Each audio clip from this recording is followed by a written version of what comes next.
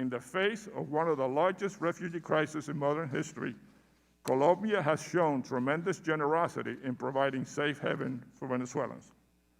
I urge other countries to follow Colombia's example and put an end to harmful policies like deporting Venezuelans back into harm's way. I also urge Congress to urgently pass legislation to grant temporary protected status to Venezuelans fleeing the crisis. House Democrats did this in 2019, and I sincerely hope that all of my colleagues would join that effort this year to finally provide the relief that Venezuelans deserve.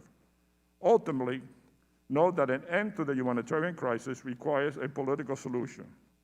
Ranking Member Green and I will introduce a resolution in the coming days expressing our bipartisan commitment to supporting democratic aspirations of the Venezuelan people. We must pursue a solution to the crisis with the urgency it deserves. I believe the U.S. must work more closely with our allies in Latin America and in Europe to advance a coordinated diplomatic strategy. We shall also be much more assertive in calling out the regimes that are helping to keep Maduro in power, including Turkey, China, and Iran, and especially Cuba and Russia.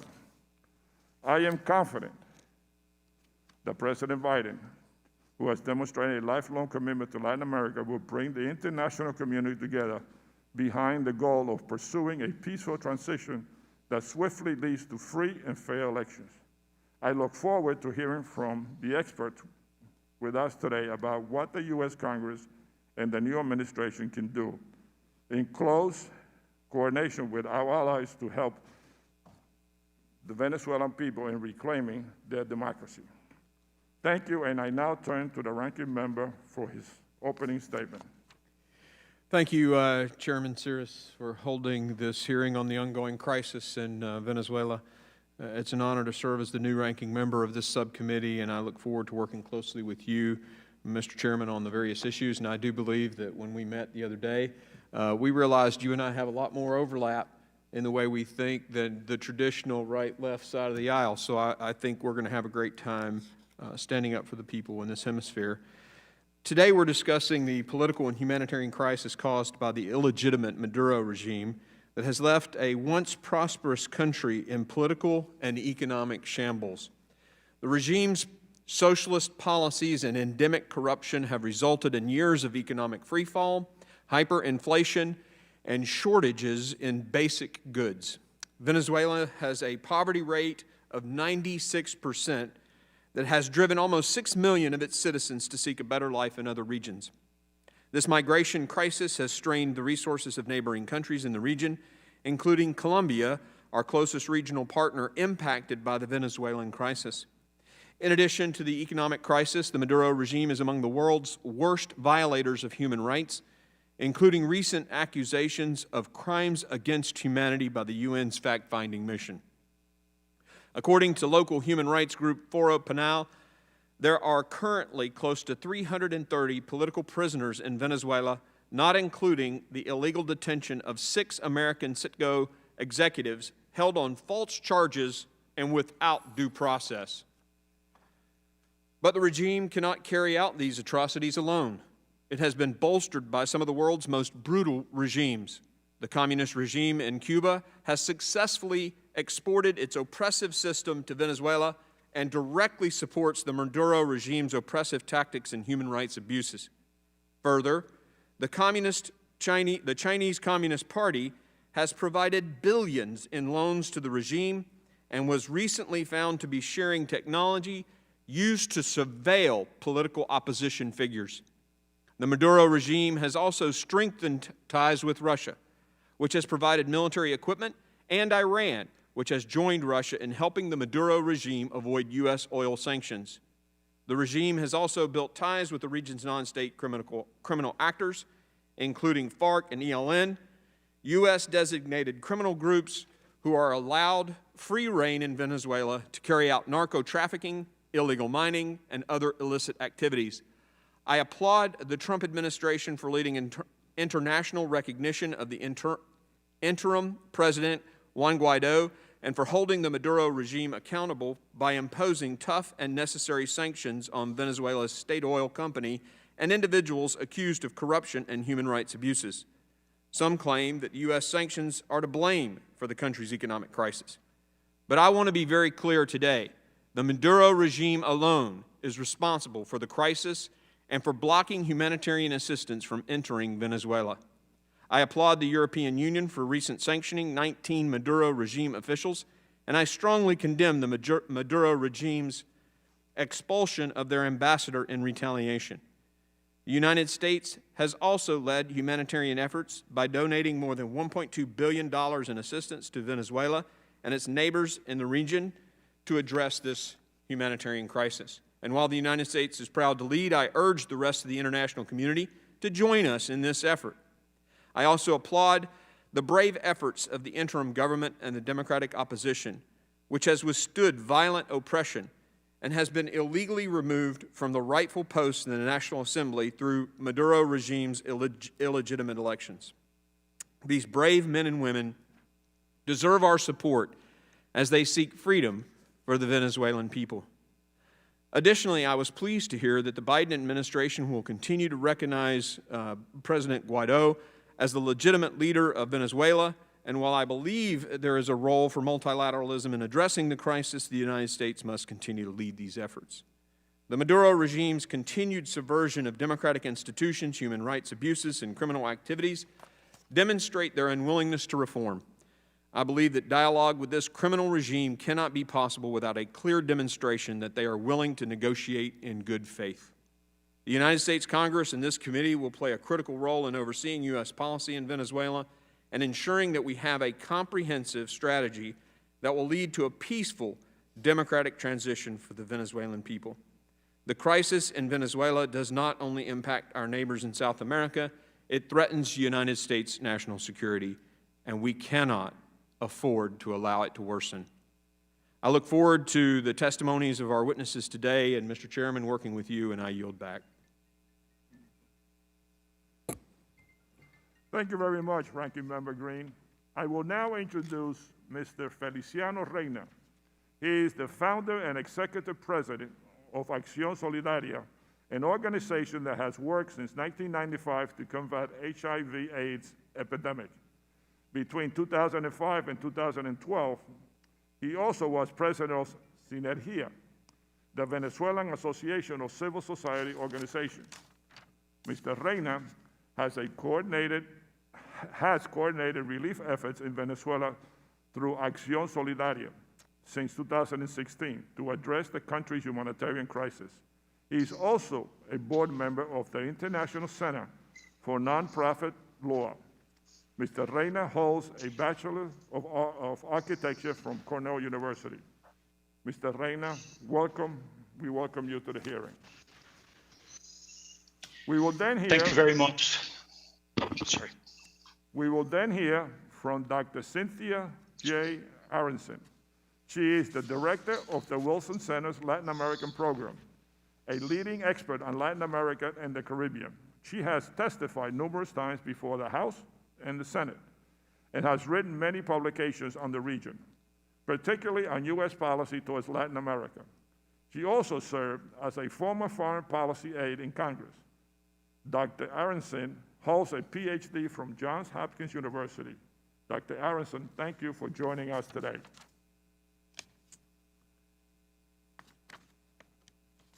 Our third witness is Mr. Brian Fonseca. He is the director of the Jack D. Gordon Institute of Public Policy at Florida International University and an adjunct professor of politics and international relations. Mr. Fonseca is an expert on U.S. national security and has written publications focused on Russian and Chinese engagement in Latin America and Russian-Venezuelan relations. He holds a degree in international business and international relations from Florida International University and attended Sichuan University in Chengdu, China, and the National Defense University in Washington. Mr. Fonseca, we welcome you to the hearing. Finally, we will hear from Dr. Ryan Berg. He is a research fellow at the American Enterprise Institute. His research focuses on Latin American and specifically U.S. foreign policy, national security and development issues, and the region's transnational organized crime and narco-trafficking. Previously, he served as a research consultant at the World Bank, a Fulbright Scholar in Brazil, and a visiting doctorate fellow at the Graduate Institute of International and Development Studies in Geneva, Switzerland. Dr. Berg obtained a PhD in political science from the University of Oxford. Dr. Berg, thank you for joining us today. I ask the witnesses to please limit your testimony to 5 minutes, and without objection, your prepared statements will be made part of the record. Mr. Reina, you are recognized for your testimony.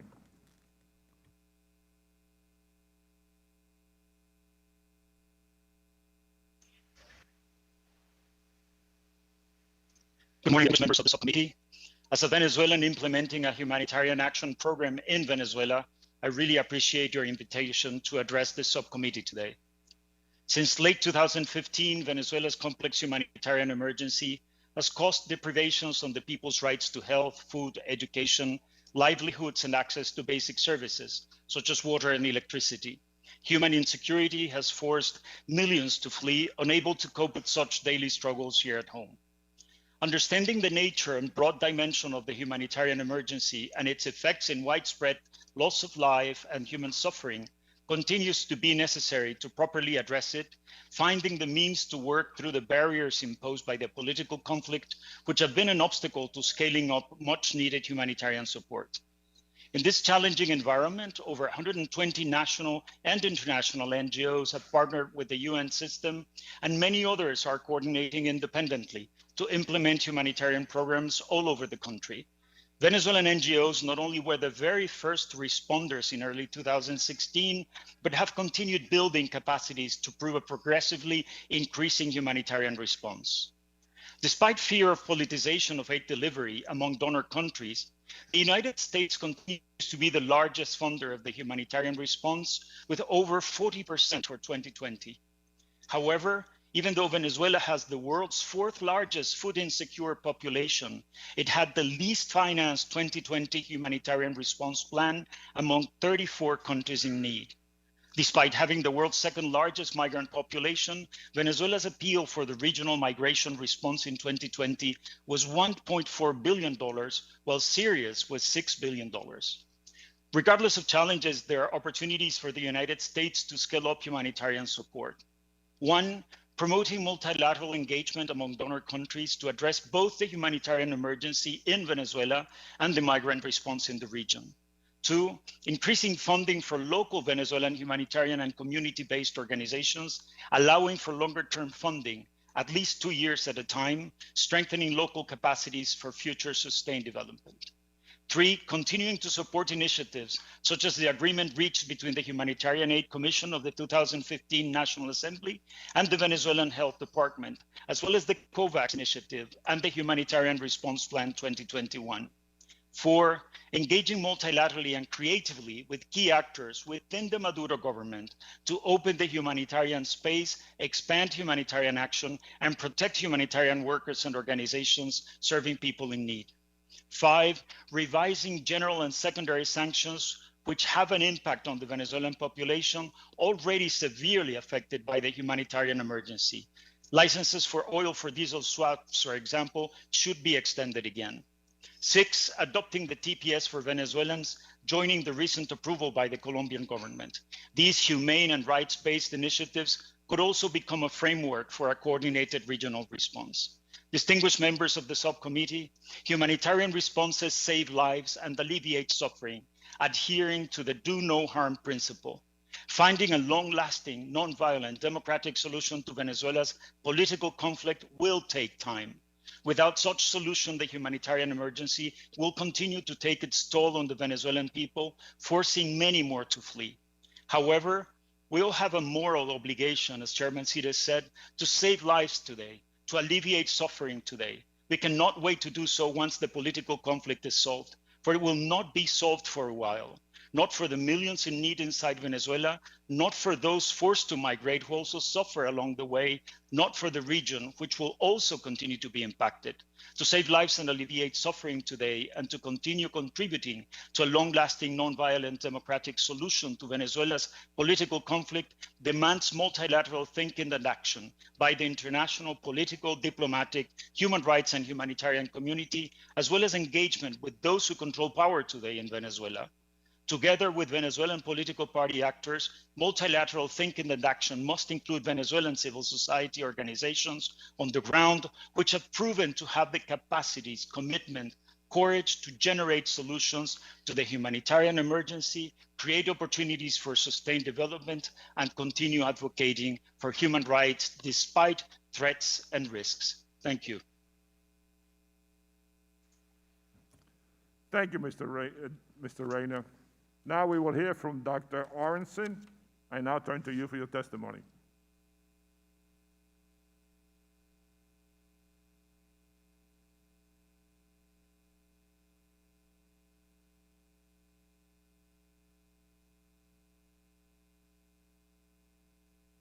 President, and notably, oops, am I muted? Uh-oh. Am I muted? No, I'm not muted, sorry. Okay. The prospects of a democratic transition in Venezuela have worsened. The armed forces, an essential pillar of regime survival, have remained united despite multiple efforts inside and outside the country to foster divisions. Maduro's repressive apparatus remains fully intact, with murders carried out with impunity in poor neighborhoods, political prisoners tortured, raids and attacks on non-governmental organizations. As others have pointed out, this growing authoritarianism has gone hand in hand with Venezuela's economic collapse. Because of that collapse, others have made reference to the refugee flows. The United Nations estimates that another 3 million Venezuelan migrants and refugees will leave the country in 2021. Countries in South America and the Caribbean are simply incapable of absorbing such large additional refugee populations, and the threats to social cohesion and political stability should not be taken lightly. In approaching the Venezuelan crisis, the US government should establish both long-term and short-term goals. The long-term goal is the one that we all know and has been long-standing in US policy, which is the democratization of Venezuela's political life via free, fair, and verifiable elections. So the question is, what are the short-term measures that can be adopted that could help lead to that outcome? First, now that the scenarios aimed at the collapse of the regime have been tried and have failed, it is important to achieve broad political agreements that offer some guarantees to the regime and its supporters in exchange for concessions. This constitutes a more fruitful strategy for stabilizing and democratizing Venezuela. As Feliciano Reyna was pointing out, humanitarian agreements can serve as stepping stones towards a more comprehensive settlement. Partial agreements build trust among the parties, and if they're successful, they build faith among the population at large in the possibility of negotiated outcomes. And as we've just heard, the discussions in Venezuela over ways for access to the COVID-19 vaccines through COVAX to carry out a national vaccination campaign are a hopeful step. The US government should not lead these efforts at partial agreements, but the Biden administration should recognize that the sectoral, the secondary, the individual sanctions, the criminal indictments give the United States tremendous leverage in Venezuela. Prudently targeted sanctions relief in exchange for verifiable concessions, such as the release of political prisoners, an easing of the restrictions on humanitarian aid, the reform of the National Electoral Council, should be carefully considered as part of a broad strategy coordinated with Venezuelan civil society and other actors in the international community. In any negotiation, creating incentives not just wielding sticks, is essential to bringing the parties together.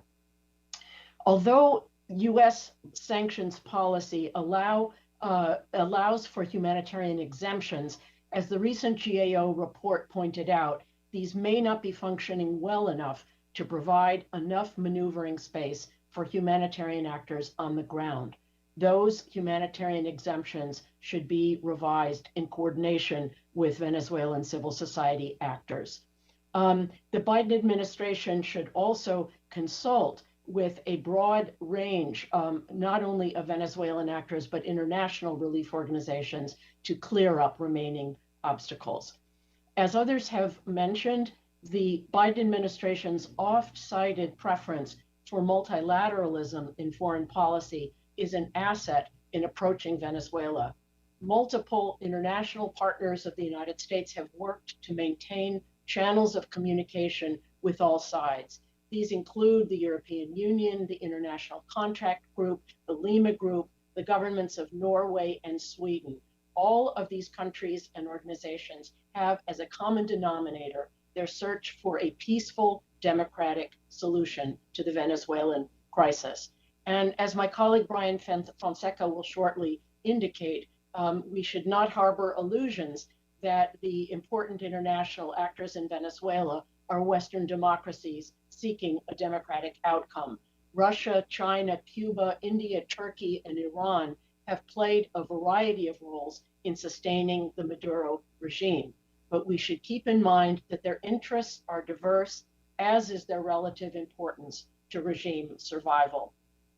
Finally, and to reiterate the point about refugees, the United States has done a huge amount to assist South American and Caribbean countries hosting Venezuelan refugees, but much more needs to be done.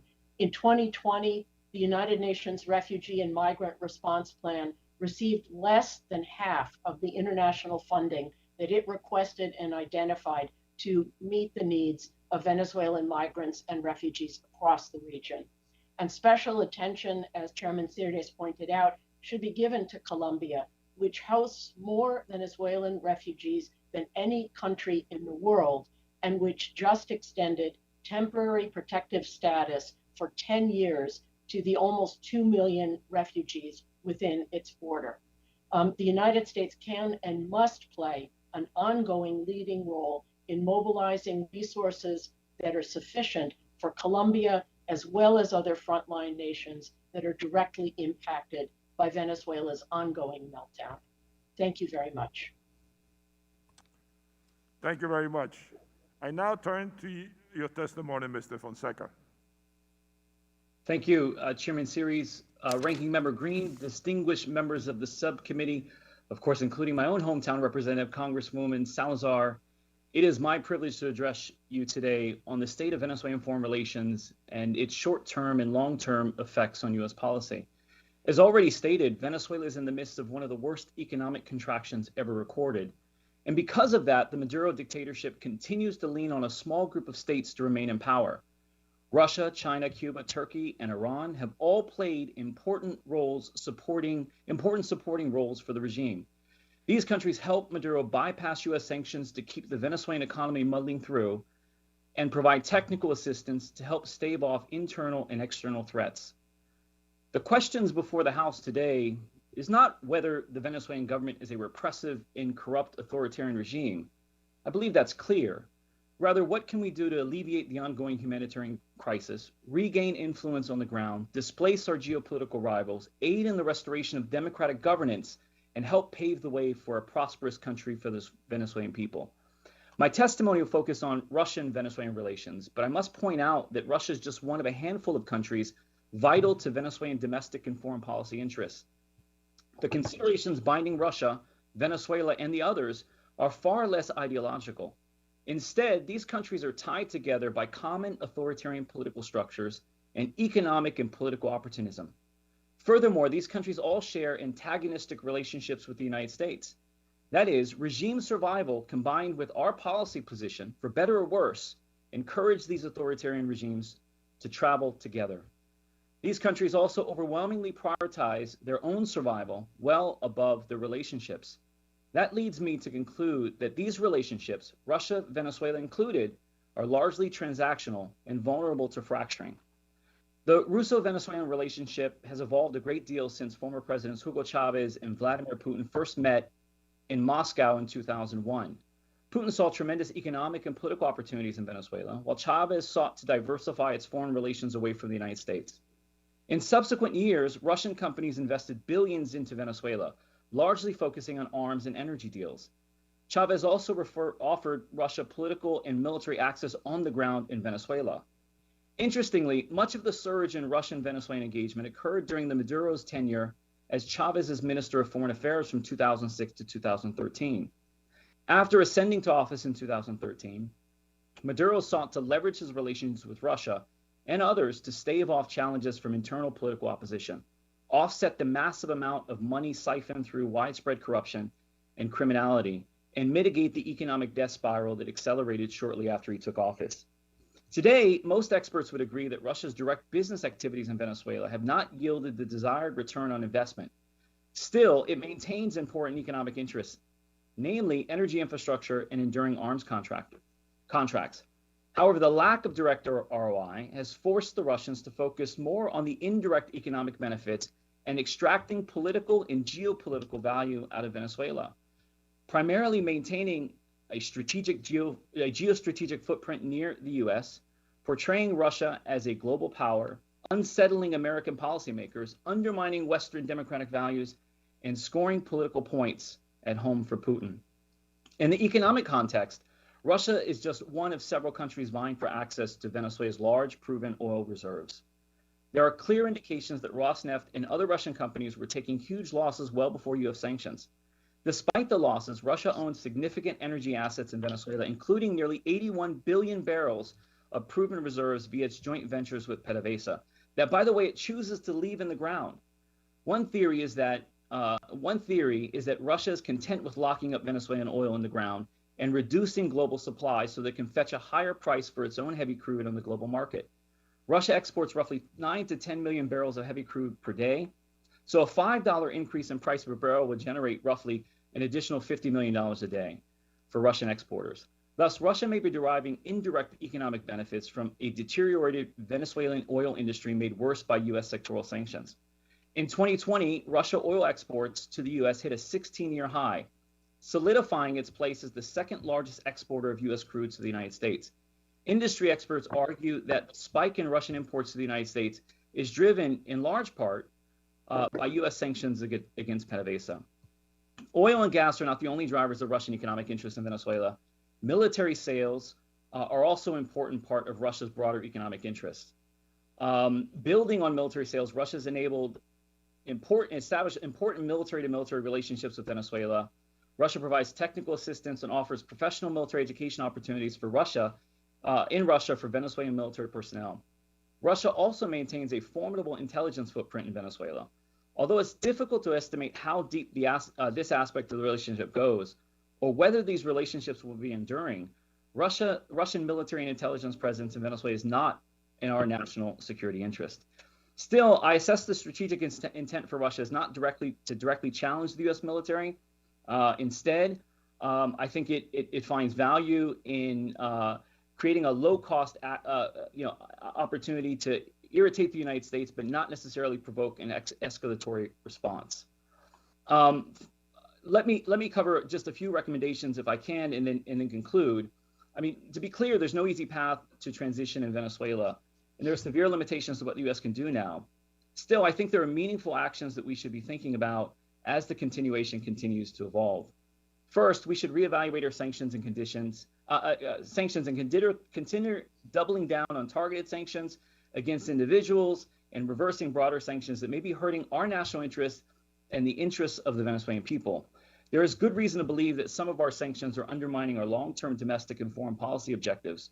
Our sanctions should not exacerbate the ongoing crisis, erode American reputation, or work in the interests of our global rivals. Second, we must find ways to enclose the important pressure release valves, or else the sanctions will do little to affect change. If the dictatorship can leverage its allies and use illicit trafficking proceeds to subsidize its struggling Venezuelan economy, meaningful change will remain elusive. Third, we should consider reestablishing some diplomatic and economic access.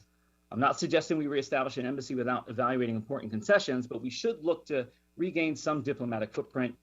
We should also recreate space for the American private sector to outcompete Russia, China, and others taking advantage of the U.S. absence. There's certainly a clear preference for American businesses over Russia, China, Iran, and Turkey. Finally, we should consider bolstering the governance capacity and reassure our partners in the region, especially Venezuela's neighbors, Guyana, Colombia, and Peru, and consider working more closely with our international allies, especially the UK, France, and Canada, which all maintain diplomatic relations.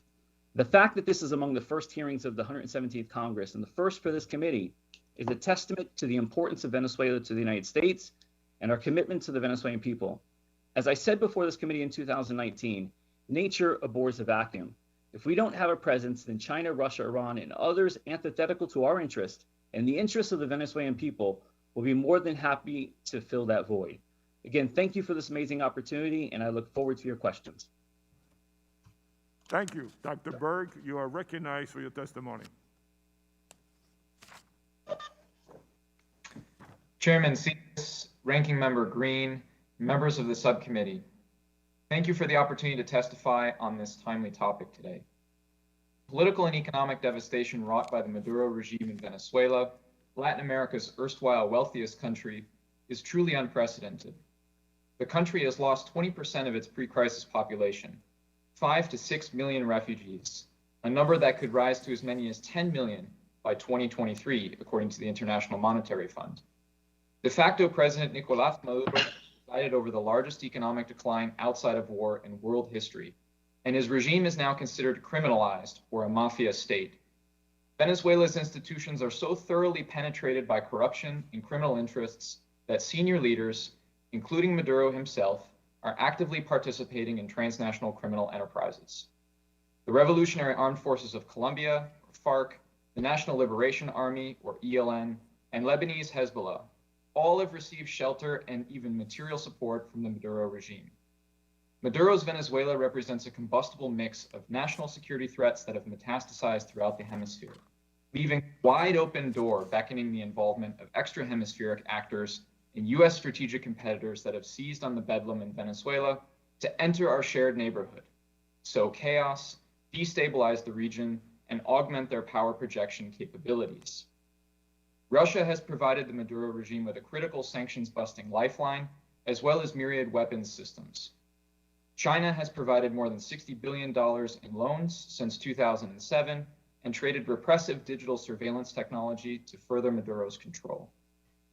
And Cuba has remade the repressive organs of Venezuela's police state in exchange for oil. Perhaps the most concerning aspect of Venezuela's slide into chaos, however, are the bonds it has forged and solidified with Russia, China, and Cuba, in many cases turning transactional relationships into blossoming strategic partnerships, and even in some cases, outright dependencies. Venezuela has become a prime example of the phenomenon known as authoritarian export, or authoritarian learning, whereby authoritarian leaders share best practices in repression and adopt survival strategies based upon their prior successes in other countries. Like a family recipe, authoritarians have bequeathed to Caracas their best advice for survival.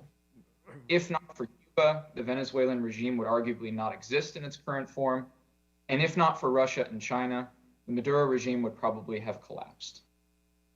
As Venezuela's economy slips further into the abyss, however, the Maduro regime has doubled down on the narrative of a nation under siege and abdicated any responsibility for the country's collapse. I think it is critical to avoid misconstruing the realities of who is to blame here, because it means misidentifying the most appropriate strategies for addressing the unique security challenges the regime poses to the region.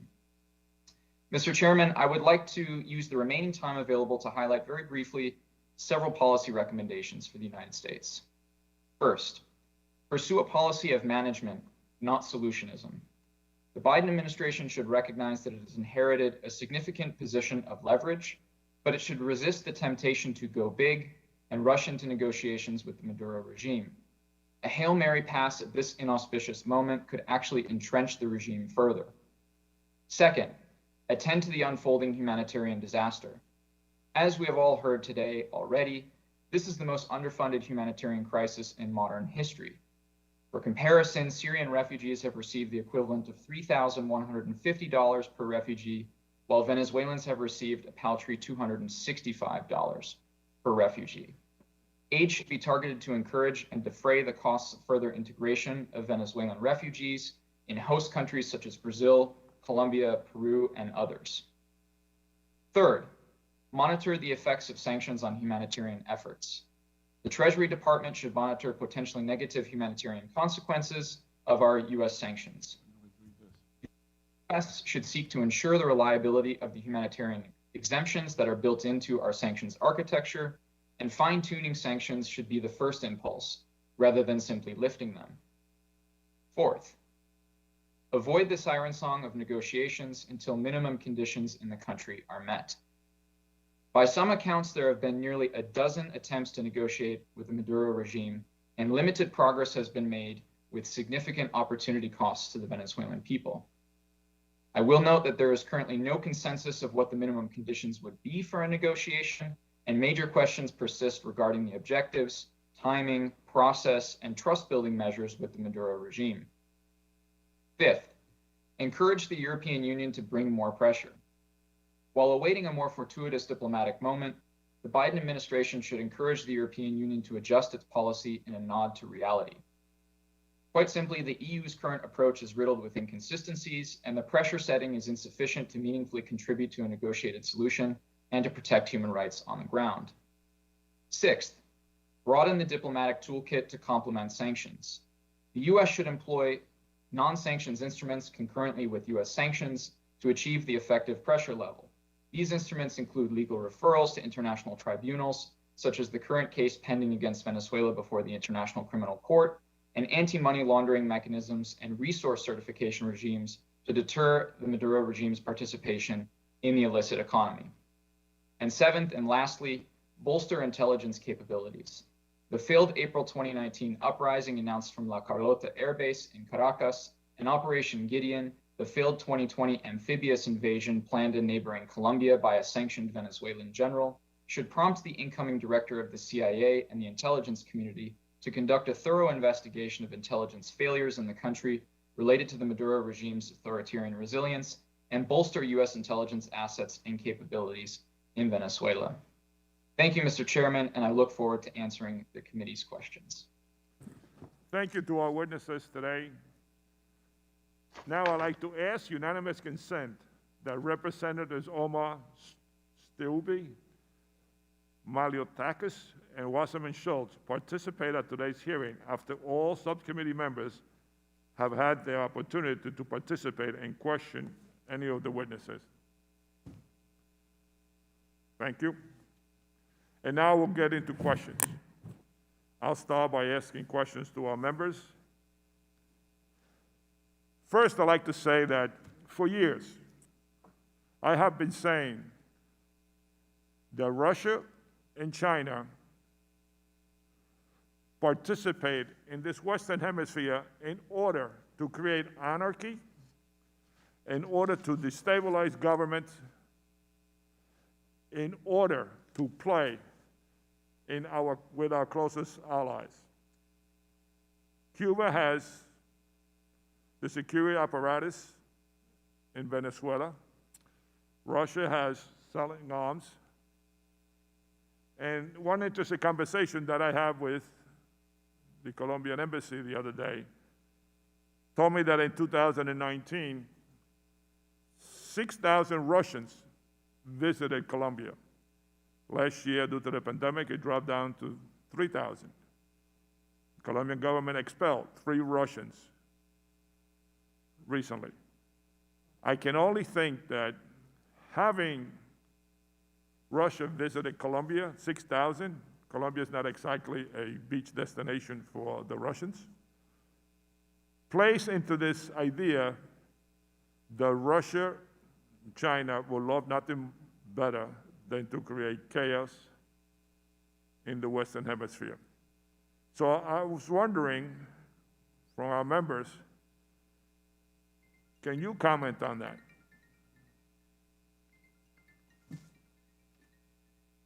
Anyone? Don't all answer at once, just one. Dr. Fonseca?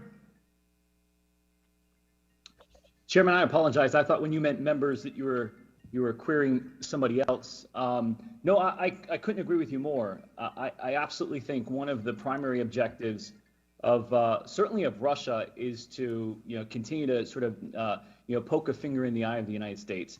Keep in mind that, as I mentioned, I think they find it incredibly valuable to have a geostrategic footprint near the U.S. And I think that's one of it. And oftentimes that sort of this idea of reciprocity gets thrown into the discussion among experts that look specifically at Russian engagement in Venezuela, because oftentimes that reciprocity sort of pathways back to the pronounced U.S. footprint in Eastern Europe. And so oftentimes in the past, you've even heard rumors about the potential, trade-offs of maybe the U.S. kind of withdrawing its support in places like Ukraine in exchange for Russia withdrawing its support in Venezuela. And again, for now, that's all been sort of hearsay, to kind of listening to people on the ground. But there's no doubt that in the consciousness of Russia, having that geostrategic footprint is really vital, number one. Number two, I also think that, and this is inclusive of, by the way, that geostrategic footprint is also inclusive of China. Of course, the United States has a tremendous footprint in Asia, notwithstanding our support to Taiwan, our military access in South Korea, Japan, and broader sort of Southeast Asia, U.S. influence. But that's number one. So geostrategic value, having close proximity to the United States. Number two, they both have having a tremendous interest in undermining sort of Western liberal order, undermining democratic institutions around the world, and trying to strategically create space to sort of embrace, their authoritarian political models. I think that sort of lends itself to destabilizing democracies around the region. And we've seen at times in the past Russia leveraging information operations and other sophisticated technology means to be disruptive and impact sort of the political stability of partners across the hemisphere. So, Chairman, I couldn't agree with you more. I think China and Russia absolutely are intent on disrupting and undermining U.S. policy. Thank you. I also think that we just don't pay enough attention to the Western Hemisphere. So as we don't pay attention, the Russians and the Chinese and all the other countries that are helping Venezuela fill that void that we have in the Western Hemisphere.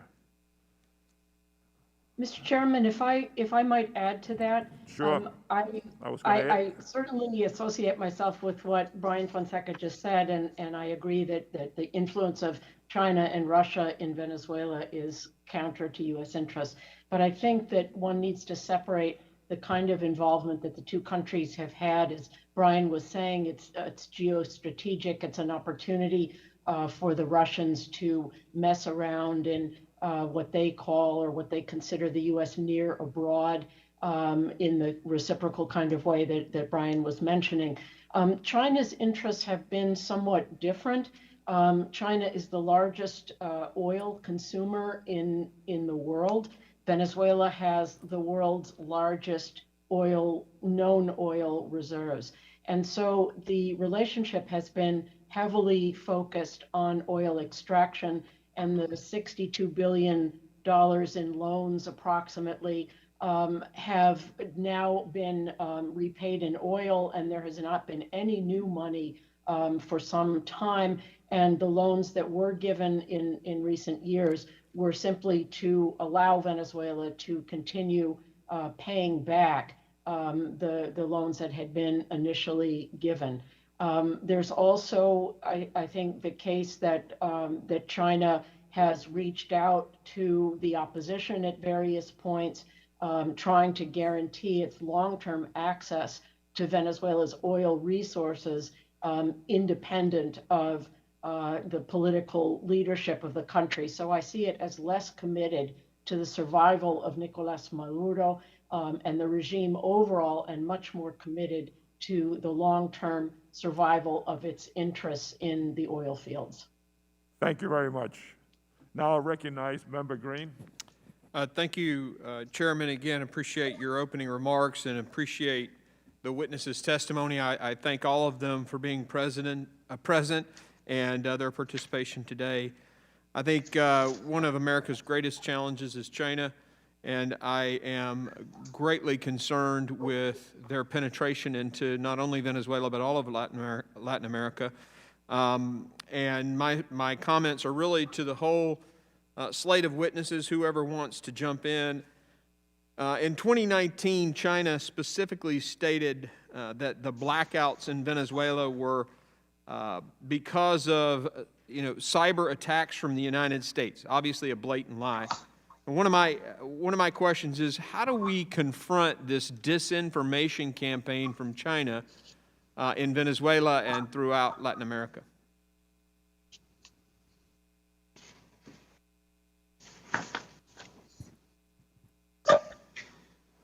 Let me jump in on this here, Ranking Member Green. You well stated the cyber attack claim, of course, is spurious. Largely, the blackouts were a cause of the fact that there was not only corruption, but a failure to maintain the power grid in Venezuela. And also, something quite simply, somebody didn't bother to cut the vegetation around one of the main power plants outside of Caracas. And so that vegetation overgrew some of the power lines and ended up knocking off power periodically throughout 2019, as we saw. This is an incredibly important question in terms of the disinformation environment. It's not just China, it's also Russia, it's also Cuba participating as well. And I think in this sense, the United States can do its best to try to get reliable information to Venezuelans on the ground, to members of the opposition, in especially critical periods of time. We've seen the internet knocked off grid in really important periods of time around protests, around street pressure, around moments in time when the regime felt like it was quite vulnerable. And so this is one of those areas that kind of flies below the radar, but is quite important in terms of our ability to help the opposition on the ground. Given the lack of political space in the country to organize, the reliable presence of the internet is absolutely critical.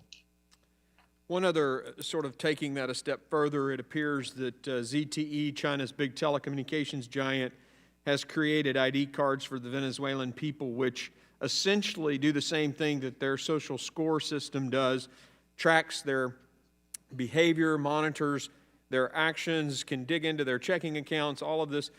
How do we stop that? So, Ranking Member Green, I think it's an excellent question. I think it underscores the point of China as the real strategic competitor in the region. And Chinese tech proliferation has been growing rapidly, certainly for the last decade or so. The idea of the fatherland card, as you reference, is something that certainly we've been battling around in terms of how, sort of how to combat that. In Venezuela, perhaps it's very difficult, to sort of overturn that. But I think education, continuing to sort of dominate the educational space, not just, in broader Latin America, but wherever we can sort of reach in and help, educate consumers on the threats and challenges associated with China tech penetration. It's important for us to disaggregate good from bad. Not all Chinese activities in the region, I think, should be seen through sort of a threat landscape. But I do think we have to provide education as tech penetration becomes more proliferated across the broader hemisphere. And I think this is also consistent with what Dr. Berg was saying just a few minutes ago about information operations. The Russians are incredibly sophisticated in terms of their ability, to affect impact on information operations. They also have an incredibly sophisticated and forward-leaning cyber capability. In fact, lots of open reporting about that threat, and in fact, the Atlantic Council's digital analytics lab has done some really good work on assessing information operations and putting out recommendations that can help undermine sort of the effect of those information operations. And part of that is about sort of credibility of the source. The United States needs to remain credible as a source across the broader hemisphere. We have to ensure that our actions don't undermine our credibility, broadly speaking. And I think we need to continue to point out and attack the credibility of, of Russia. And when China does it, call them out as well for proliferating just false information, that affects the social, political, and economic landscapes across the region. My time's up, Mr. Chairman. I'll go in second round. Thank you. Congressman Castro, you're recognized for 5 minutes. Thank you, Chairman. This question is for Mr. Reyna. First, thank you for speaking to our committee about the important work that civil society organizations like yours are doing in Venezuela. I chair the subcommittee that handles international development policy, and so I want to ask you a question along those lines. As you know, on February 11th, Venezuela's opposition and Nicolas Maduro agreed to cooperate to purchase and distribute COVID-19 vaccines for 6 million Venezuelans. I think this is a positive step towards fighting the coronavirus pandemic in the country. And it's been reported that about 1.4 million doses of the vaccine will come from the World Health Organization-linked COVAX initiative, while the source of the rest of the vaccines is yet unclear. So my question is, how can the United States help mobilize resources to ensure countries in need like Venezuela receive the appropriate amount of vaccines? And how can we ensure that there's a proper oversight and equitable distribution of those vaccines in Venezuela?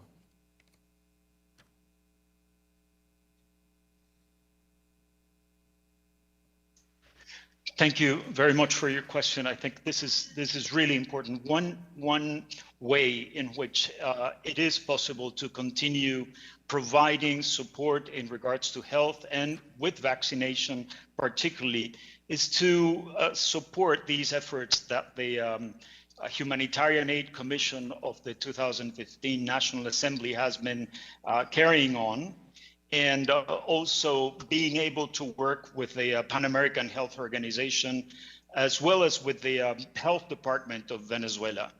I think this is one example of possibilities that still exist to provide support, and the signing of this COVAX agreement, it's also a show of those possibilities. So we did have a previous agreement, now this COVAX one, and the oversight and the mobilization to expand on the one hand, and the oversight, one perhaps can be achieved through supporting the entrance into Venezuela of the World Food Program with its logistical capacities. We're seeing a huge challenge there with issues, for example, of cold chain.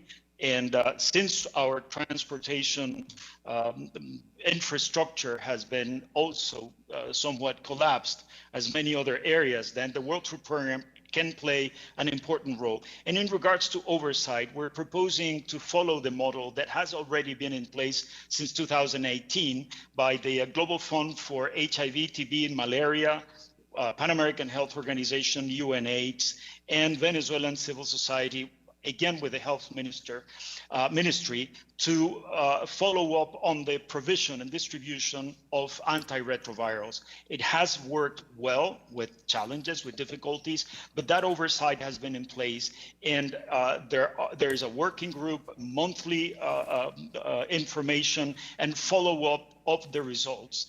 Whatever there is a gap or difficulties, then these can be called by the activists on the ground doing that oversight. So, these are the kinds of perhaps of mechanisms that would deserve looking into and supporting. Thank you. Thank you, Chairman. I yield back. Thank you, Congressman Castro. Congressman Pfluger, you're recognized for 5 minutes. Mr. Chairman, thank you for an excellent hearing on a very important topic, and to all of our panelists, thank you for your time. I've got a couple of questions. I'll start with Dr. Arntzen. Knowing that Maduro it will not sign any sort of deal with the World Food Program unless he can control the distribution of that food, how do we, as the United States and working with our allies and partners in the region, ensure that delivery of food gets to the people that need it the most, and can prevent Maduro from controlling that distribution? Thank you very much for the question, Congressman Pfluger. It is an essential principle of humanitarian assistance, that it must be given with neutrality and without any regard for the political affiliation of the recipient. Up until now, the Maduro regime has maintained tight control over food distribution through this program known as CLAP, through food boxes, which are woefully insufficient. And it is a form of social control, and it's obviously reluctant to relinquish that form of control. But I think what Feliciano was indicating is that on humanitarian issues involving health, there has been the possibility of reaching agreement between the opposition, the government, working closely with civil society organizations.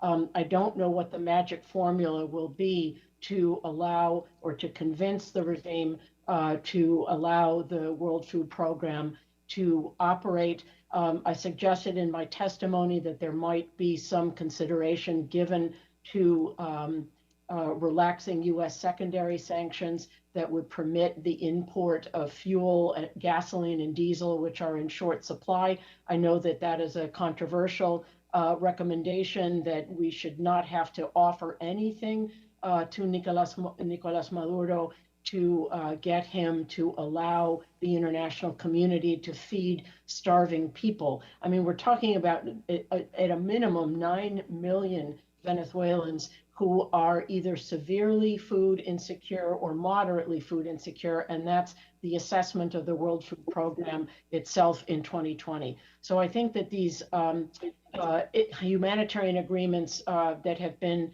reached over COVAX, the kind of things with antiretrovirals that Feliciano was mentioning, provide a kernel of hope that these kinds of agreements around food and food insecurity can also be reached.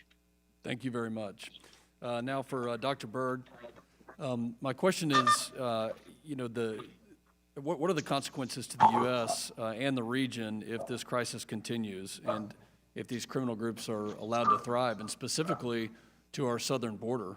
What is the threat with this crisis continuing, the number of refugees? Dr. Berg, to you. Thank you very much, Congressman, for the question. I think the crisis has region-wide impact. As Dr. Arnson mentioned in her opening statement, the region is not poised to be able to absorb this level of refugees we've seen so far, about 5.5 million. Remember that figure that I mentioned in my opening statement from the IMF, that this could rise to 10 million by 2023. And so the numbers of people and the pace at which they're exiting the country is still unabated. And this really has dire consequences, not only for the stability and security of the region, but the future economic growth of the region. Many countries have difficulty not only absorbing this number of refugees, but also look at a country like Colombia. It's taken the very commendable step of including about 1.7 million refugees into its legal ranks. About 1 million of them will be affected by this temporary protected status that were granted to them. But that is going to be a Herculean undertaking, which the United States can help with, because many of us don't believe that countries in the region have the capability to absorb these types of numbers on the bureaucratic level, on the economic level, and the political level.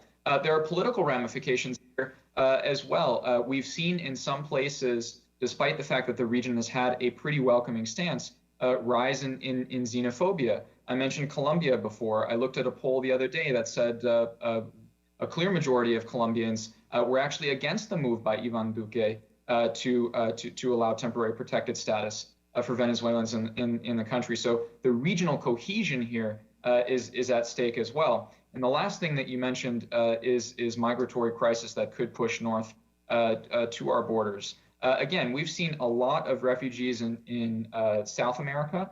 As I think the next waves start to come out, we might see more and more actually traversing through Colombia, going up into Panama and into Central America, certainly more so than there are now.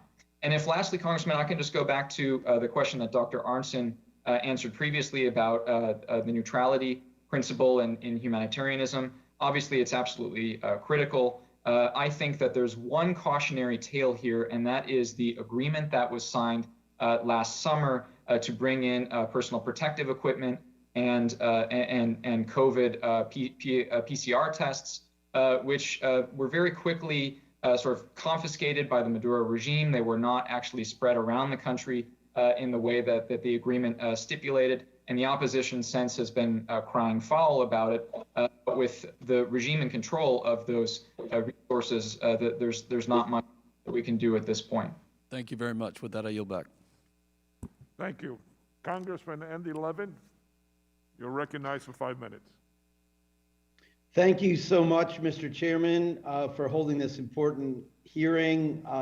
To our panelists, thank you. I'm going to try to ask a number of questions, so I ask you to try to be brief in your answers. A February GAO report, which I requested along with the full committee back in 2019, found that U.S. sanctions, particularly those on the oil industry, have likely contributed to the steep decline of the Venezuelan economy, and suggested steps that the Treasury Department and other agencies could take to mitigate the humanitarian impacts of sanctions, which some of you have addressed very movingly. Mr. Reyna, what recommendations do you have for the U.S. government regarding how it could provide clearer guidance to financial institutions or take other steps to minimize any second-order impacts of sanctions on the operations of humanitarian organizations that are doing their best in the situation? Thank you very much, Congressman Levin. We really welcome that report. We think it offers information that is quite important, because one may think, of the impact of sanctions on issues that were already deteriorating. But to us, what is of serious concern today is impact on the Venezuelan population. And certainly there are some that can be worked differently. What we have had sometimes is conversations with Treasury, for example, to give precise examples of how sanctions can put obstacles and restrict the work of organizations. I think that is, having those conversations, even before imposing certain types of sanctions, would have made sense, and still makes sense to talk through them. One issue that we have faced, for example, is that, and we understand Treasury cannot impose, for example,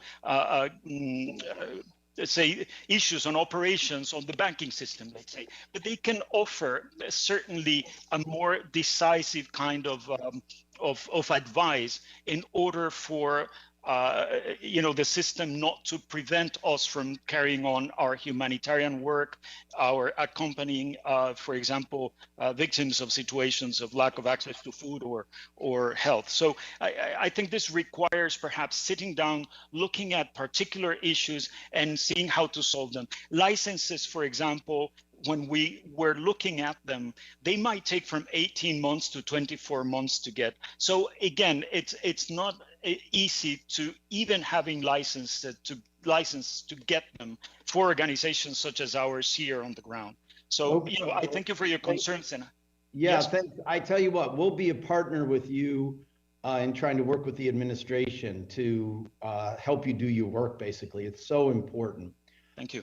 Yeah, the Trump administration's strategy towards Venezuela relied on maximum pressure, betting that sanctions would lead to a quick transition to democracy. But here in March of 2021, Maduro's grip on power appears stronger than at any point since 2019. It seems that in order to work towards a democratic transition, the U.S. will need a longer-term strategy. Dr. Arntzen, it's good to see an old friend. Given reports that the Biden administration is reviewing its sanctions policy in many parts of the world, can you talk specifically about sanctions you think should be reassessed or revised, or how should we look at this in more detail than you may have gone into earlier? Sure. Well, I would say that it's certainly not in the cards for the United States to be unilaterally lifting certain sanctions. But as I said in my statement, they do convey enormous amounts of leverage. The question is how they can be used in a back and forth to require verifiable steps by the Maduro government in exchange for certain forms of sanctions relief. Now that implies that the government is actually interested in that kind of sanctions relief. It may be the case that they're more interested in the lifting of criminal indictments or the lifting of these individual sanctions that have frozen bank accounts and prohibited them from traveling to the United States in the case of the EU, to the European Union. But I think it's very positive that there is a recognition at this point that the campaign of maximum pressure actually did not achieve either the democratic opening or the regime collapse that was hoped for, and therefore a different approach is needed. And I think that those consultations are underway and should be encouraged. And sanctions are, an instrument in the toolkit. And the United States has, because of the economic sanctions against the oil sector, the financial sector, and secondary sanctions on those who also trade with PDVSA and other Venezuelan entities, give us tremendous leverage. And we should explore, what combination of concession and sanctions relief should be desirable. All right, thanks, Mr. Chairman. I see my time is up. Great hearing, and I yield back. Thank you, Congressman. We now recognize Congresswoman Salazar from Florida for 5 minutes. Thank you, Chairman. Wonderful to be here and such an important topic for the Americas. And I thank the witnesses for their time and their expertise, specifically Dr. Fonseca, who is one of the most prominent scholars in my district. So wonderful to have you here. I have a different type of questioning, and I would like to start with Dr. Fonseca, just to take this to a more basic or granular topic where reality is more crude and it's more understood. So I'm going to do 10 questions, and I would like you to just answer yes or no, if it's possible. Is it true that Venezuela went from being one of the richest countries in the hemisphere to one of the poorest? That is correct. Is it true that inflation right now is over 4,000%? That is correct. Is it true that the Venezuelans can only go to the supermarket a few days a week because there are no goods on the shelves?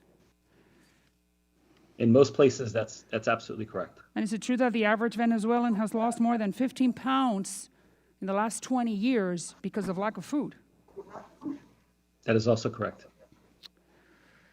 Is it also true that Venezuela is empowering Hezbollah, the terrorist group, and that the United States has indicted members of the Venezuelan Congress? It's like if one of us would be participating or working with a terrorist group. Hezbollah, do we know who that person is or who that group is? Is that true?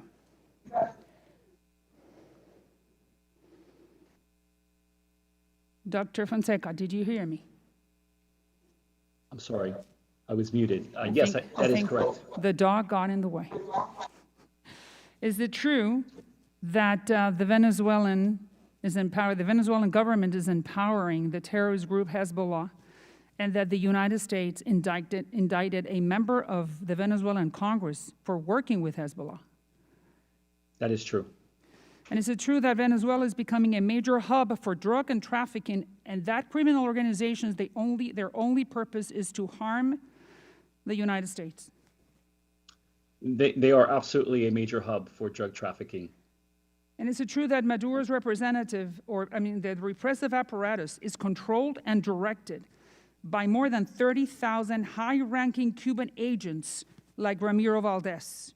And they control even the Venezuelan Customs Office and the passport issuing office?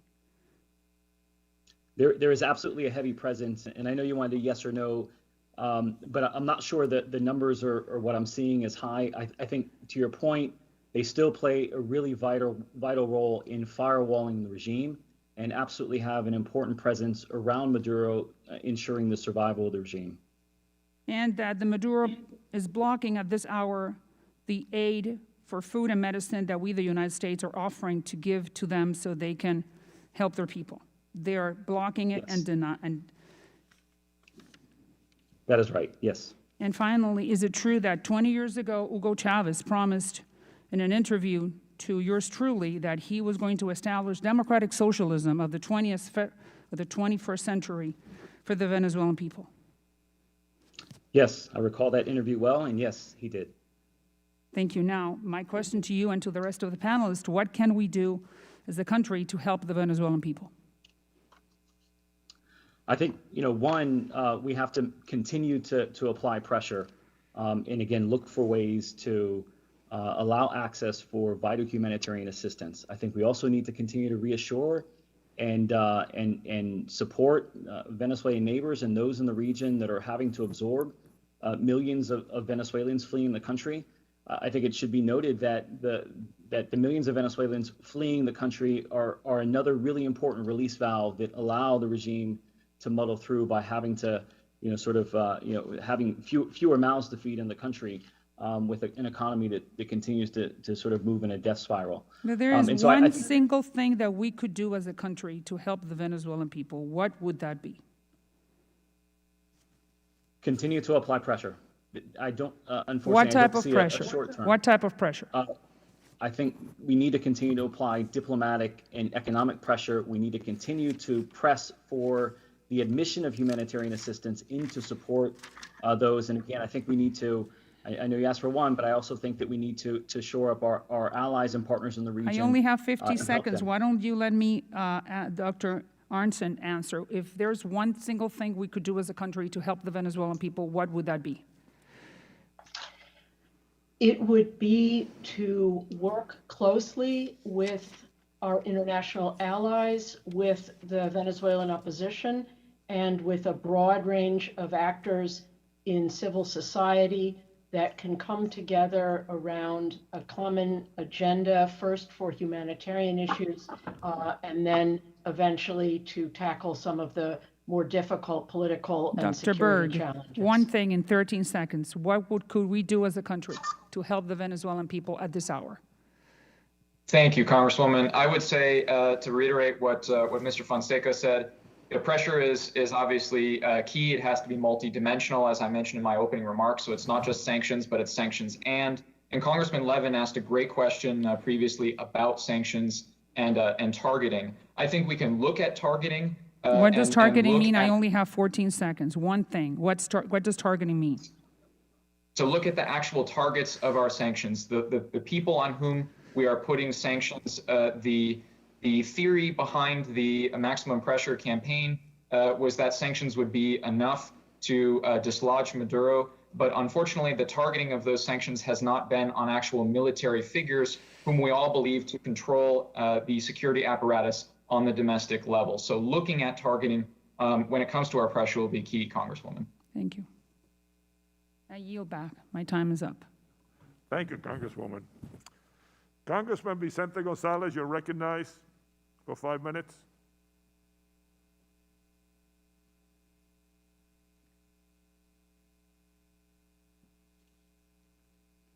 Congressman Gonzalez, are you on?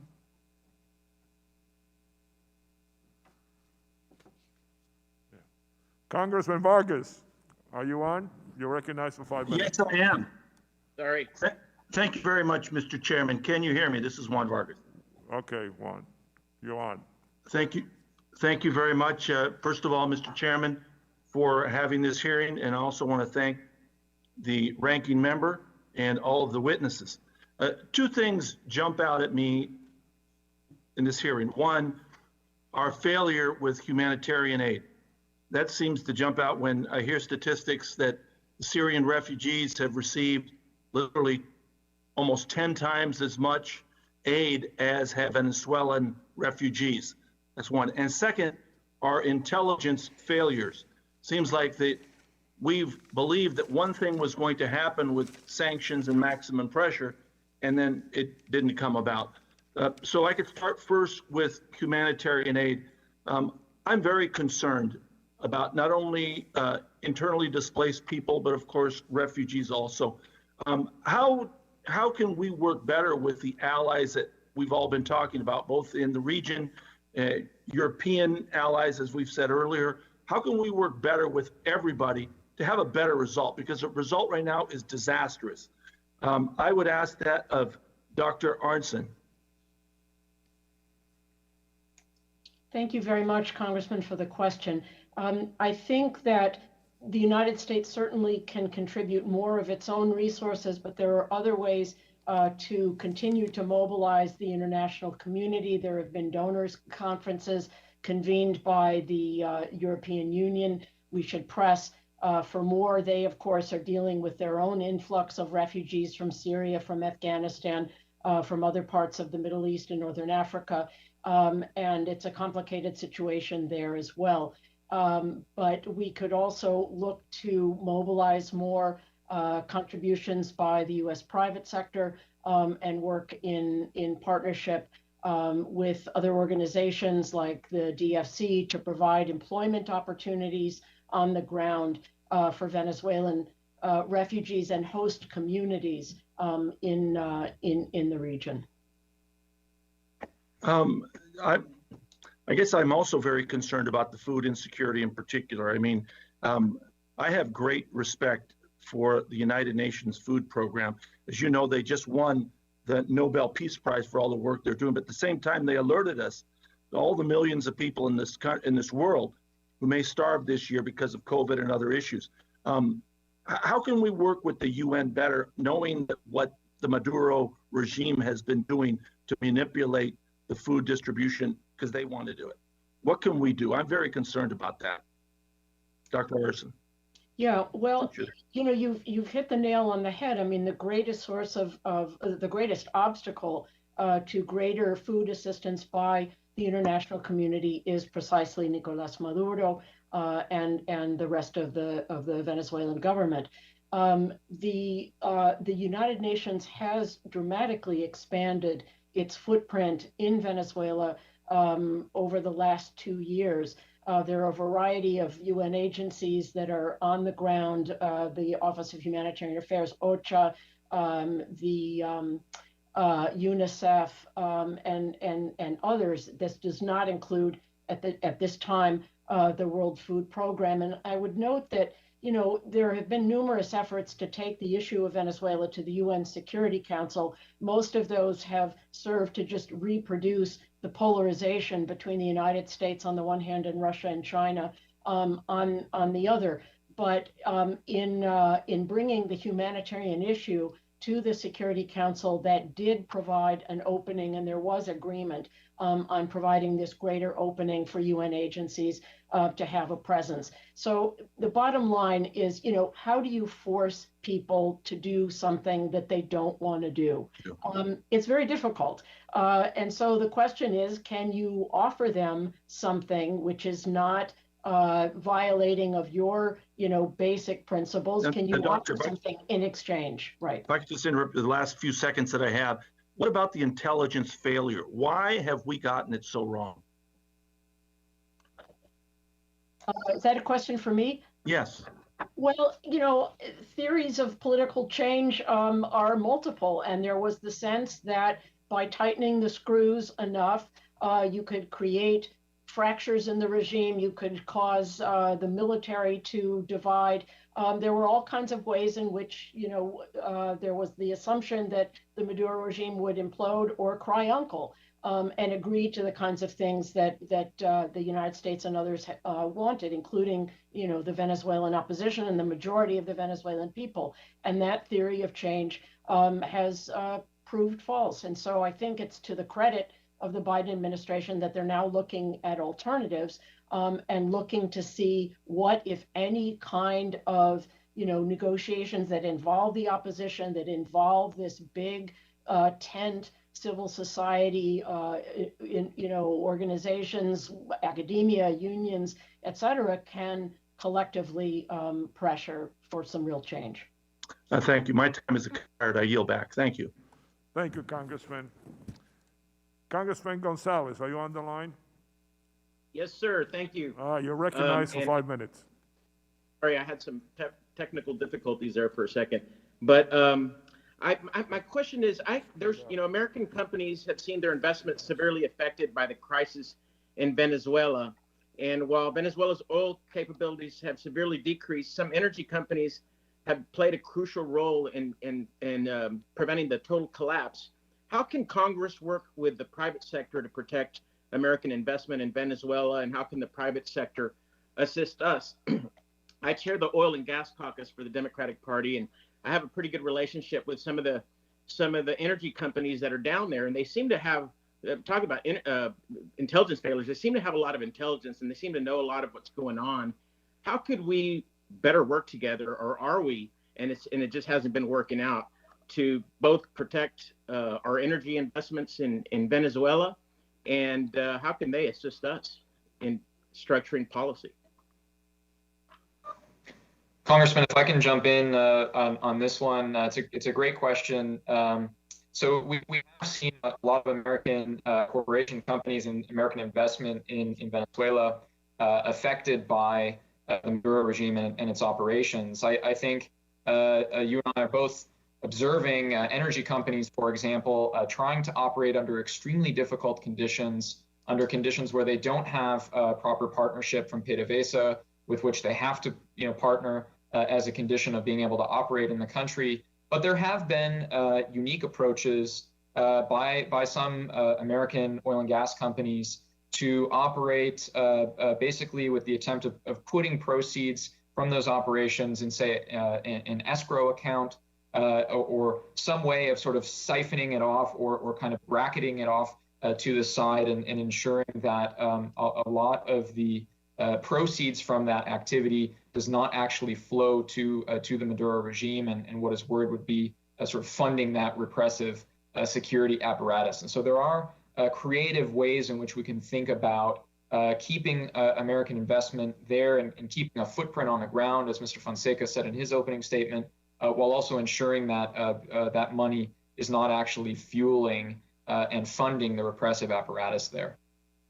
Congressman, can I make one brief addition? Again, I couldn't agree more with Dr. Berg, and I do think we need to create space for the American private sector to outcompete Russia, China, and others, and gain some access back on the ground.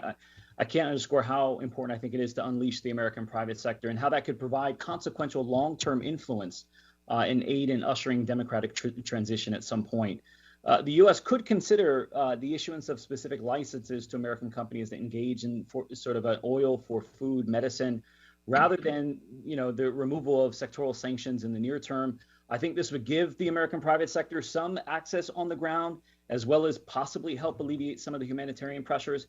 One of the things I'm most concerned about is the September 2020 anti-blockade law that was passed. I think Venezuela in the near term is going to be Maduro is going to be going through the process of privatizing, major Venezuelan assets. And I think, our adversaries are going to move in and try to consume those assets. And it might be very difficult to get them back at some point in the future, even if the hand or the pendulum swings back to the opposition. Could I just add to that? I mean, I think that what Brian Fonseca said earlier, that nature abhors a vacuum, is really true. And if U.S. companies, particularly in the oil sector and mostly in the oil sector, are prohibited from producing, even if those assets go into an escrow fund or some other mechanism that's verifiable that doesn't benefit the regime, they're going to be taken over. And, I think one of Maduro's survival strategies is going to be over this next year precisely to privatize PDVSA assets and other government assets and look for international companies to step in and run them and buy them. And we know exactly who who will be eager to acquire a greater share of the economic life of the country. Congressman, if I can just jump in here really quick and piggyback on what Dr. Arnson said. One thing that I think the regime is looking at here is that during this the political and economic crisis in the country, there are sort of three types of crudes within Venezuela: light, medium, and heavy. The heavy crude is largely produced in conjunction with private sector and with international companies, and that has been, if you look at the oil output in the country, some of the least affected as compared to medium and light crudes, which has been some of the most affected, and that is entirely basically produced by PDVSA, the state-owned oil company. So I think the regime is looking at this very clearly and saying, as Dr. Arnson mentioned and Dr. Fonseca and Mr. Fonseca, privatization might be the way to go here in terms of being able to increase productivity, because PDVSA is essentially beyond repair in terms of its ability to actually maintain rigs and to contribute to an uptick in oil production in the country. Thank you so much. I yield back. Thank you. We now recognize Congressman Stubbe from Florida for 5 minutes. Thank you, Mr. Chair. And first, I want to thank you for allowing members who aren't on the subcommittee to ask questions. I appreciate that greatly, as these issues affect the state of Florida that I represent in my district. My questions are directed to Mr. Berg. President Trump signed an order on his last full day in office, which defers deportation of some 145,000 Venezuelans for 18 months. Venezuelans who are eligible for deferral can continue to live and work in the United States, similar to those included under the TPS program. President Trump blamed the Venezuelan socialist government and President Maduro for, quote, the worst humanitarian crisis in the Western Hemisphere in recent memory. Secretary of State Blinken even called Maduro a brutal dictator. The shortage in basic goods and medicine has forced these Venezuelans to flee the country. As a member of the Florida delegation, I know there is a significant number of Venezuelans in my state. What do you think the Biden administration's plan should be regarding President Trump's order that he signed on his last day of office? Well, thank you for the question, Congressman. As I understand it, the temporary protected status was signed on the last day, but the details were left to the Biden administration. And so from that standpoint, I would certainly encourage the Biden administration to not only to implement, but to work out the exact details of the stay, the duration, the documentation, as well as the work permits, because it's not in the United States interest to send back Venezuelans to, as we've heard today at this hearing, a humanitarian disaster and a brutal dictatorship. I will also note that there's a real economic opportunity here with the number of Venezuelan migrants we've had in the country. Numerous reports of late have shown just how educated, how entrepreneurial, and how dynamic this diaspora is. And so I think from an economic standpoint, and particularly from your state standpoint, where there are quite a few Venezuelan refugees, it could be a huge economic boon if done the right way. Well, Maduro has strengthened ties with, and it's been discussed already in this committee hearing, with Russia, China, Cuba, and Iran for political, economic, and military purposes. These malign external actors prop up the regime and perpetuate the ongoing humanitarian crisis despite U.S. sanctions. What steps can the international community take that complement or support U.S. efforts to counter support from these external actors to the regime? Congressman, I can take a shot at that if that's okay. I think that's absolutely right. I think one of the things the United States, needs to continue to place pressure and leverage our allies, multilateral organizations, to continue to pressure specifically China, Russia, Iran, Turkey, and Cuba for the activities they're doing on the ground to, keep the regime sort of muddling through, as well as, not sort of contributing positively to alleviating the humanitarian crisis. I think we definitely need to do that. And to sort of build off of a comment, that we made earlier, collectively, not having a presence on the ground allows our adversaries, our rivals, to certainly, run fairly rampant throughout the country. And so I think we need some presence back on the ground, not just from a sort of intel collection, but also to occupy influence space.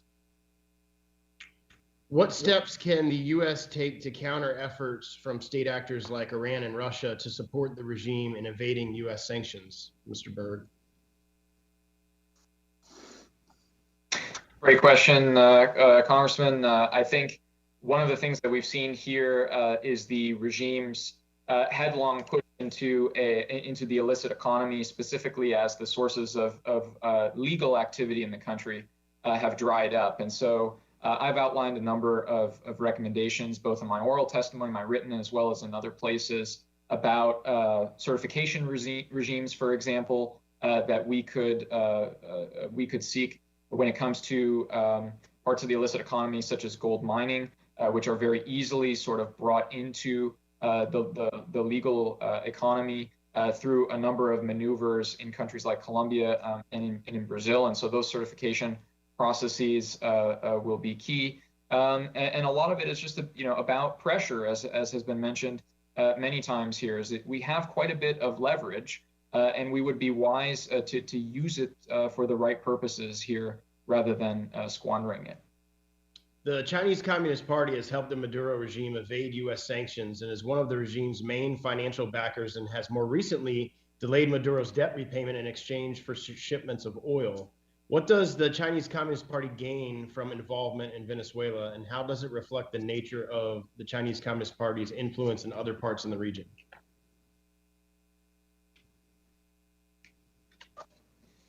Congressman, I think that China's role in Venezuela, as Dr. Arnson mentioned earlier, it started sort of as a transactional economic sort of relationship, has now evolved into more of a geopolitical and possibly even strategic partnership. And so I know that there's been mention of the fact that there are no new loans that have been given to the country since about 2017. But the fact is, of the more than $60 billion in loans that were given since 2007, there's still a reasonable amount of that money that's outstanding. And so as long as China is carrying the burden, as long as Venezuela's debt remains in arrears, China in some senses is carrying the burden of this country's collapse. But nevertheless, I think for China, Venezuela at a standstill, and therefore as a major liability and potential strategic threat for the region, is actually to China's advantage in this broader geopolitical rivalry than a Venezuela working towards a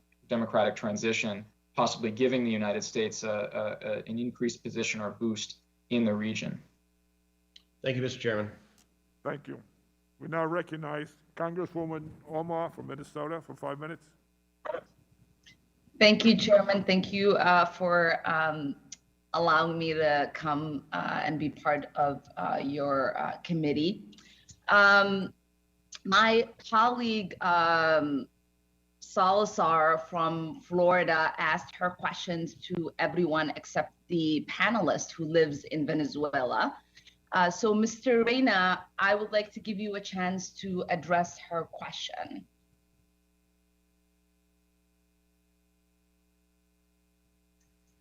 Thank you very much, Congresswoman Omar. Perhaps not in just one issue.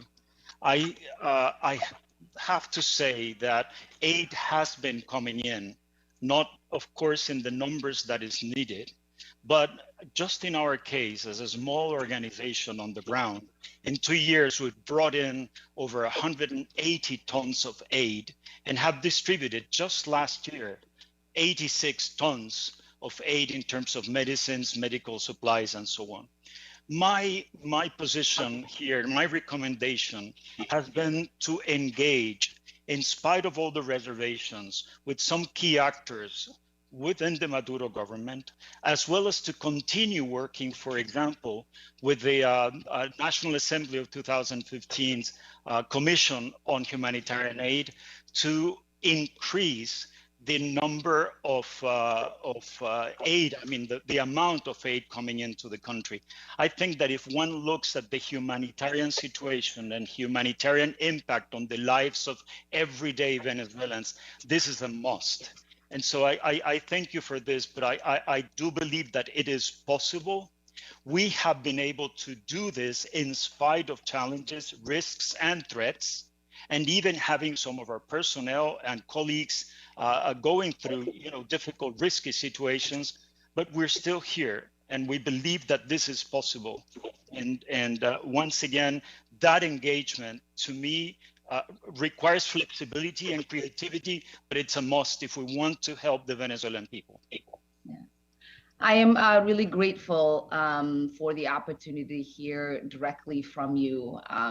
It hasn't been lost on me sitting here, hearing my colleagues engage on Venezuela and not having a single question addressed to you. So thank you so much. I'm hoping that you can expand on a couple of points from your testimony as you outlined. The situation in Venezuela is dire. People are going without food and medicine.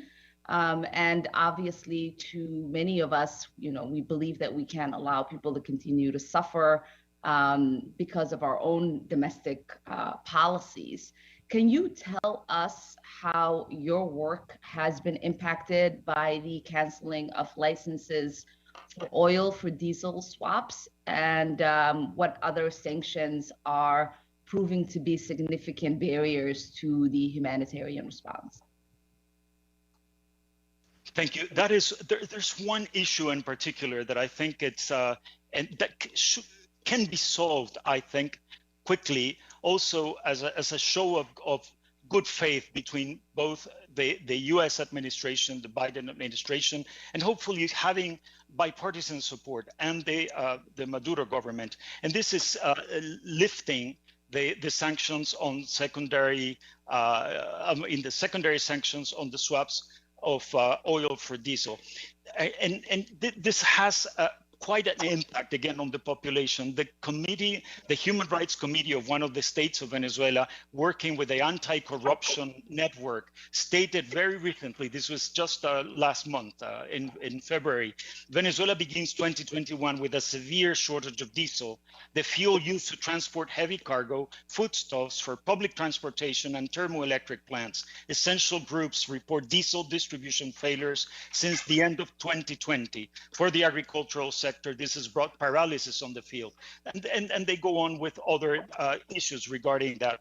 This in particular, I think it would be quite an important step to lift the sanctions on the oil for diesel swaps and open a conversation also in having the World Food Program coming into Venezuela with their capacities. Thank you. And then just my last question to you, again, grateful for the opportunity to ask these questions. How is the political stalemate between Maduro and Guaido impacting your ability to do your work and just the lives of Venezuelans, since you are the only Venezuelan on this panel? Thank you. I think that given the principles of humanitarian action, we have worked in our own space, let's say, even though we've had, of course, conversations, for example, again, with the Commission of Humanitarian Aid of the 2015 National Assembly, which is really important. I mean, if the aim is to help, it's to support the Venezuelan people suffering the consequences of the humanitarian emergency, that should be the consideration. So we have not been involved in the political conflict. It has to be solved. It needs to be addressed, definitely, but certainly we can find ways to have sort of a two-track kind of work. And the one that goes towards supporting the Venezuelan people suffering severely the consequences of the emergency can be worked out again. And we've shown that as civil society organizations on the ground. Yeah, thank you. And Chairman, I yield back. Thank you, Congresswoman. Now we recognize Congresswoman Maliotakis. You're recognized for 5 minutes. Thank you, Mr. Chairman. I want to thank you for allowing me to participate in today's subcommittee meeting, and I really have found the exchange to be enlightening and a good discussion. For me, it's heartbreaking to see how the wealthiest country in South America has been destroyed by corruption and socialism. People, and let's make it clear, that the people of Venezuela suffer because of their own government, not for any other reason. And as a Cuban, the daughter of a Cuban refugee, it's all too familiar to me because it's very similar to what happened to my family. But we have an obligation as a leader of the free world to help the Venezuelan people. And I look forward to working with the people in this committee to achieve that. I was pleased when the Biden administration recognized Juan Guaido as the leader of the nation. But I am, I guess, a little upset about his announcement to re-enter the United Nations Human Rights Council without having any type of concessions. And as you know, last week at the first day of the session of the UN Human Rights Council, it was Nicolas Maduro who was given a platform to speak. One of the biggest violators of human rights was given a platform to speak at the United Nations Human Rights Council, and I think we have an obligation to speak out against that. And I would like to know from the panel their thoughts on how we can utilize the leverage of President Biden wanting to return to the council, and how we should be using that as leverage to try to get some accountability and to protect the human rights of not only the people of Venezuela, but of the nations that have propped up Venezuela, like Cuba, like Iran, like China, like Russia. And that's my first question. And the second question is, in terms of, it's good to have verbal support for Guaido, but what actions specifically do you think we should be taking as a nation to support him? Thank you.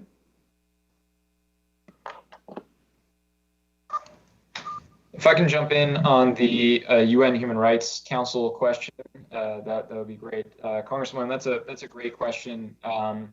And this shows exactly the linkages that I mentioned in my opening statement. It was precisely the support of other authoritarian regimes, also on the Human Rights Council, like China, like Russia, to be able to help Venezuela win from the South America region when there were really no other sort of competitors for those seats on the UN Human Rights Council. And it's a total disgrace that Nicolas Maduro and his envoy in Geneva are giving the world lessons of human rights protection. So I absolutely share your concern.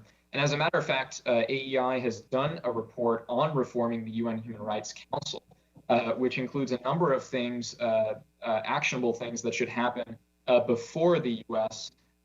Sits in that body again. So periodic reviews of members that are in the council, so a kind of policing of one another to make sure that the body doesn't become a gallery of suspect states.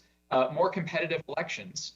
In many cases, you have elections where there are really only a few countries on the slate to represent their region. And so you have a country like Venezuela able to slip through because it has the support of greater powers, but also it just doesn't face that much competition. We have to increase the level of interest here, I think, in terms of the desire to sit on this body. And part of that is going to be shoring up its reputation. And lastly, I'd mention that there should be some sort of review, I think, before you're even eligible to put yourself forward for membership in this body, that you comply with basic human rights standards, because as we've seen, quite a few candidates in UN Human Rights Council elections have been extremely suspect. And so those are three sort of tangible things that I would throw out there right away. But I absolutely share your concern that Maduro and his envoys were given time in Geneva to present human rights last week.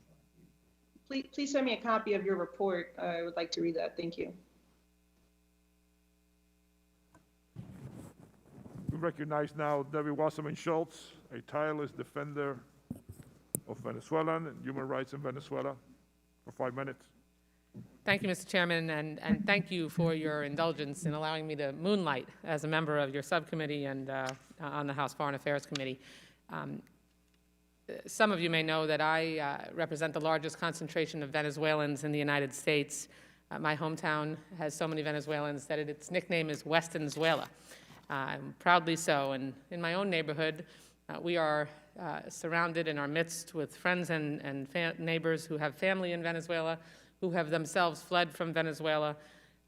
I've heard harrowing experiences shared with me repeatedly of flight from political persecution, businesses confiscated, denial of basic food or life-saving medicines, and so making sure that we shine a spotlight on this plight is really critical.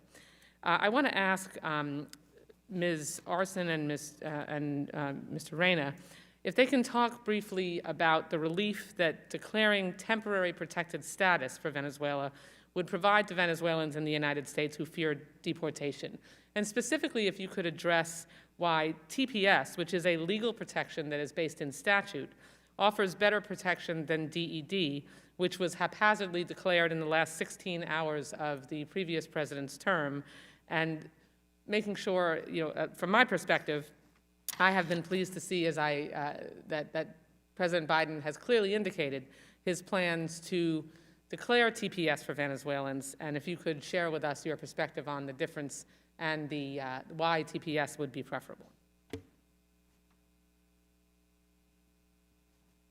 I don't know if Feliciano wants to go first. Congresswoman Wasserman Schultz, I'm not an expert on U.S. immigration law, but I think that what you have indicated in your question is true. That temporary protected status gives much greater certainty to Venezuelans that they will not be deported, that they will have not just a temporary stay of deportation, but also a number of rights to work in the United States and to have a life until such time as they may choose to return to Venezuela when the country is in a dramatically different circumstance.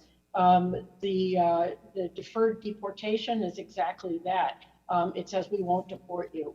But there are many other things that go with being able to survive and live a productive life in the United States. And I think that the Congress has on numerous occasions in a bipartisan way endorsed TPS for Venezuelans. And I would certainly support that and hope that the Biden administration will follow through on its commitment, which it made repeatedly during the campaign. Thank you. Mr. Reyna? Yes, thank you very much, Congresswoman. I agree with Cindy that any status that would grant more rights to people in the United States who have migrated forcefully from Venezuela and who, if coming back, would really face difficulties, it's the right way to go. So again, without having the total knowledge of the migration situation in the U.S., I understand from what I've read, from what I heard from colleagues, that TPS would be the proper way to go. Thank you. Thank you. And Mr. Reyna, I know earlier you spoke about the need for the donor community to step up globally. I'm a member of the Appropriations Committee and, as I said, just moonlighting on the Foreign Affairs Committee today. But I'm curious about what more the United States should be doing. Particularly, where should we be focusing our efforts, our funding efforts within Venezuela, as well as neighboring countries like Colombia, who's taken in significant refugee and migrant populations, and also maybe throw in what about the rest of the international donor community? Thank you. I believe that, again, and seeing the numbers and the extent of the situation here, that there is room for much more. There are reservations because of the political situation and manipulation, for example, of humanitarian aid. But this is a risk, I think, that has to be taken, unfortunately, because such is the situation in Venezuela. And that doesn't mean that one cannot overcome, for example, a narrative or propaganda or something like that. It can be done, and at the end result is really supporting a population. I think that there are others who should be coming in. Again, perhaps in a multilateral kind of reflection on the obstacles in Venezuela, why and how to overcome them. It would be possible to increase the amount of resources that are coming in. Working through the UN system is one way, is an important way, both inside and outside of Venezuela, but also directly through civil society, as has been happening so far. But perhaps this can be increased. And so there are different ways in which I'm quite sure that international cooperation can be increased in the case of Venezuela. Again, looking at the numbers with other countries in need, it really doesn't make any sense to see why is it that Venezuela is not receiving all the funding that it should receive for humanitarian aid. Thank you. Thank you, Mr. Chairman. I yield back. Thank you, Congresswoman. We have votes at 12:15, so we're going to go another 10 minutes. The ranking member and I will have one more question. My question is to you, Mr. Reyna. Mr. Reyna, the reason you're a guest of our committee is because we recognize the work that you do inside of Venezuela. We recognize the risk that you take all the time. So as a recognition of your work and your effort, we want to make sure that we see your thoughts here today at this committee. I happen to have visited Cucuta, Mr. Reyna, a couple of years ago. I have never seen anything like it. People from Venezuela worked hours and hours just to get a meal. There had to be a line of about 5,000 people. There was a line for the bathroom of about 500,000 people alone. And there's a priest that, through volunteers, provides the meal for these people. I think that priest should be canonized, the way he has organized and helped those people in that area. I was just wondering if your organization is involved at all in trying to help this particular part of Colombia, Venezuela, at all. Are you involved, your organization or any of your members are involved? Thank you, Chairman Cires. We, as Acción Solidaria, we're not working on the border, but we are part of the community of humanitarian organizations on the ground. What you're describing really is, for us, this is sort of a daily happening, and it's something that takes our time fully in terms of, even today we're having about 80 people at our doors receiving medicines donated, and this goes to about 1,400 to 1,500 per month. But we do have a large network.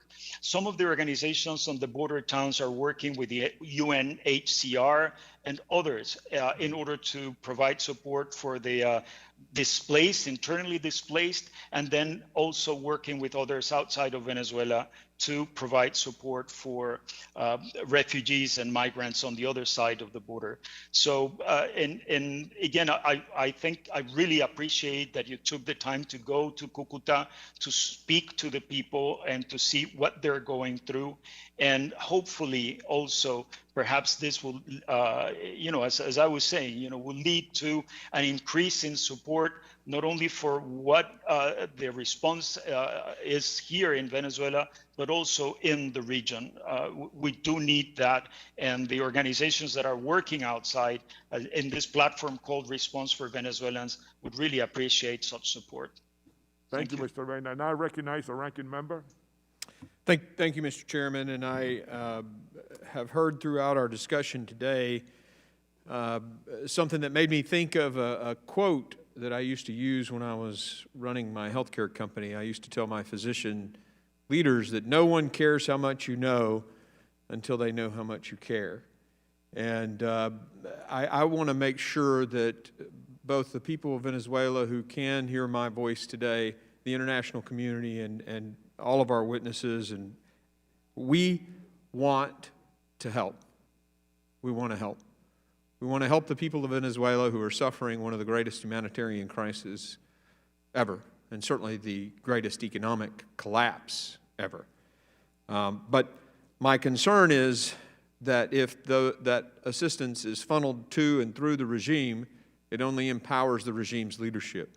One example is Maduro's henchmen literally destroyed resupply convoys of humanitarian aid coming in from Colombia. So my last and final question is, how effective would relaxing sanctions be if Maduro is just going to seize, destroy, or misuse that aid?